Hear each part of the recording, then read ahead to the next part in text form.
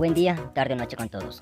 El tema de sociología a tratar es sobre la sociología de la educación en la formación de profesores, criterios epistemológicos y didácticos y apunte de diseño, escrito por Rafael Jerez Mier. 1. Actualidad de la sociología de la educación.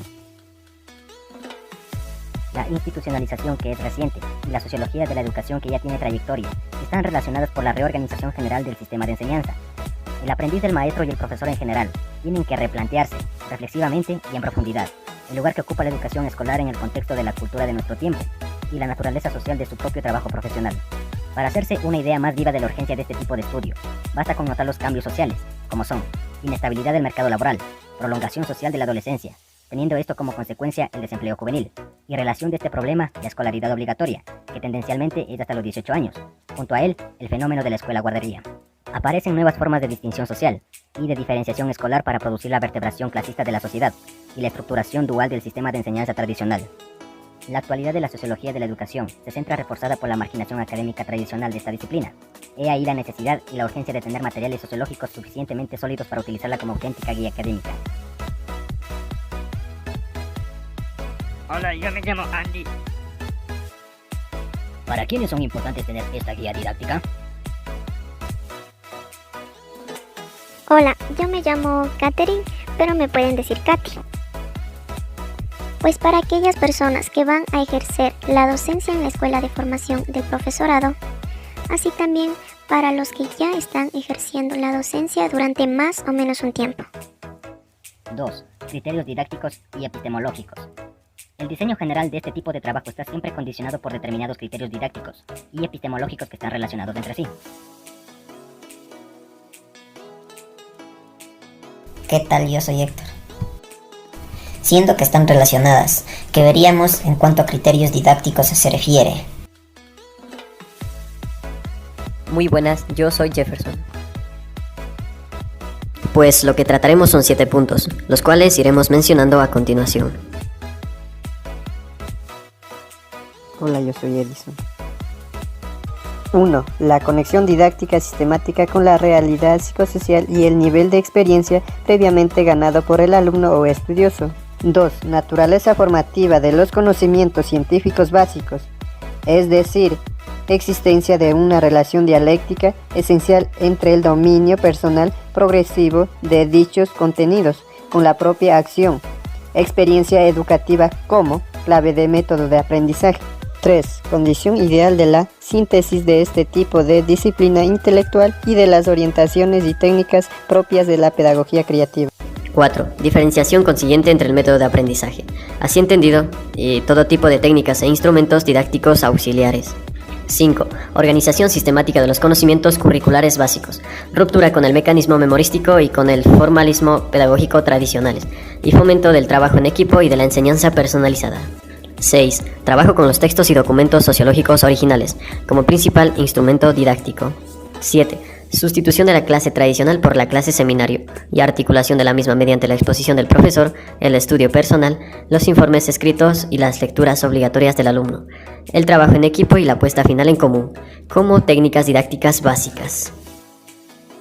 Jefferson, dime. Después de haber hablado ya sobre los criterios didácticos, ¿qué veríamos en cuanto a la epistemología?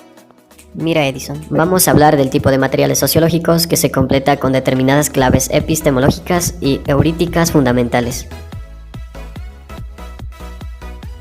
Hola, otra vez su amiga Katy. El diseño de este tipo de materiales sociológicos se completa con determinadas claves epistemológicas y heurísticas fundamentales. 1. Distinción entre método y técnicas e instrumentos metodológicos.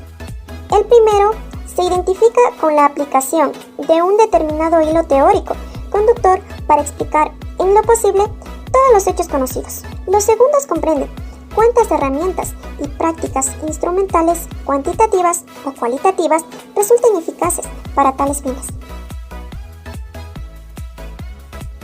2. Rechazo consiguiente del empirismo puro, del dogmatismo esencialista y acrítico, y del puro eclecticismo teórico como vías epistemológicas, carentes de auténtica validez heurística. 3. Distinción de 3 niveles problemáticos sociológicos básicos, objetiva y epistemológicamente jerarquizados, conforme a este orden. Nivel macrosociológico y holístico de la sociología, de la educación y de la cultura. Nivel intermedio de la sociología del sistema de enseñanza. Y nivel microsociológico de la sociología del centro y de la sociología del aula. 3. Diseño histórico y sistemático. Para empezar con este tema, primeramente nos planteamos una pregunta. ¿Qué tiene que ofrecer una guía didáctica básica de la sociología en la educación?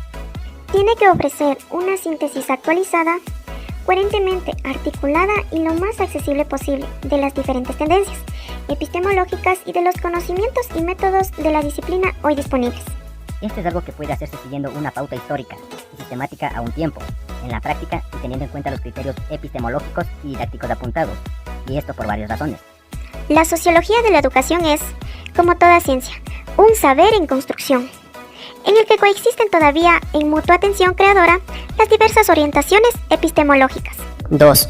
Las diversas orientaciones de la nueva sociología de la educación, actualmente vigentes, arrancan básicamente de la vuelta a los grandes clásicos como Marx, Durkheim, Weber y en menor medida Veblen, y no puede entenderse bien sin su comportamiento y sin la perspectiva ya histórica de la evolución general de la disciplina.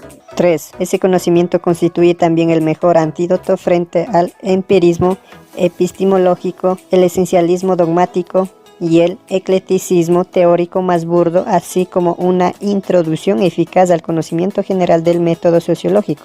4. La perspectiva histórica y globalizadora y la riqueza teórica y empírica de los principales clásicos y neoclásicos de la disciplina sitúan claramente la sociología del sistema de enseñanza en el contexto de la sociología de la educación y la cultura. Las principales tendencias y su epistemología junto a sus máximos exponentes. Tendencia, clásicos. Epistemología, dialéctica. Máximo exponente, Marx, 1818-1883. Epistemología positivista. Máximos exponentes, Durkheim, 1858-1917 y Veblen, 1857-1929. Epistemología comprensiva.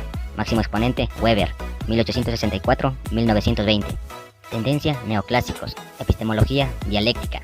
Máximo exponente, Gramsci, 1891-1937.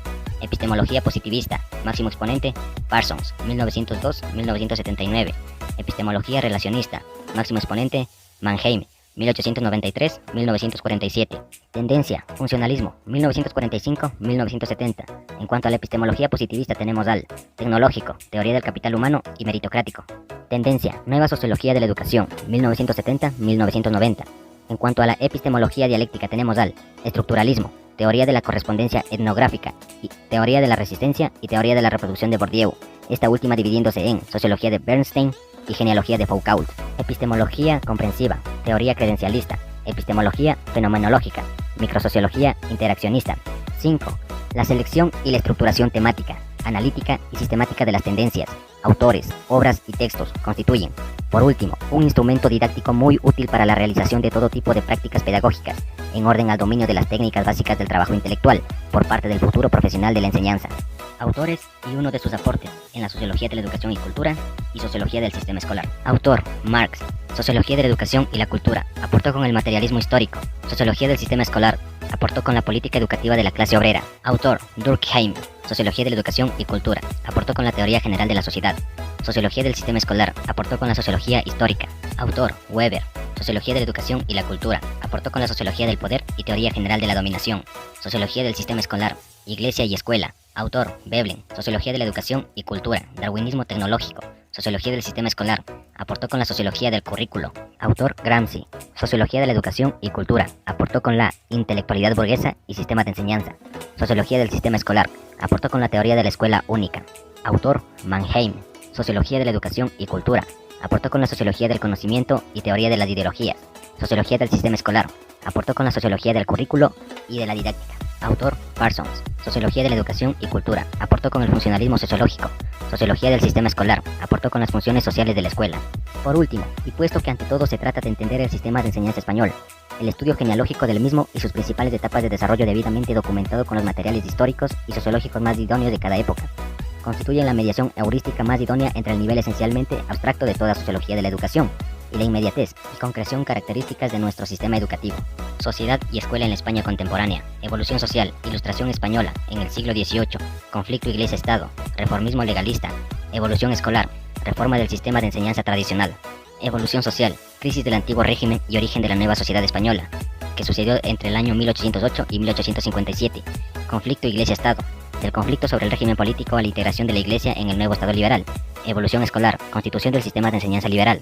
Evolución social. Desarrollos, contradicciones y crisis final de la nueva sociedad española, que ocurrió entre los años 1857 y 1951. Conflicto Iglesia-Estado. Lucha por el control ideológico del sistema de enseñanza. Evolución escolar. Fluctuaciones político-pedagógicas y creación de la red eclesiástica del sistema de enseñanza.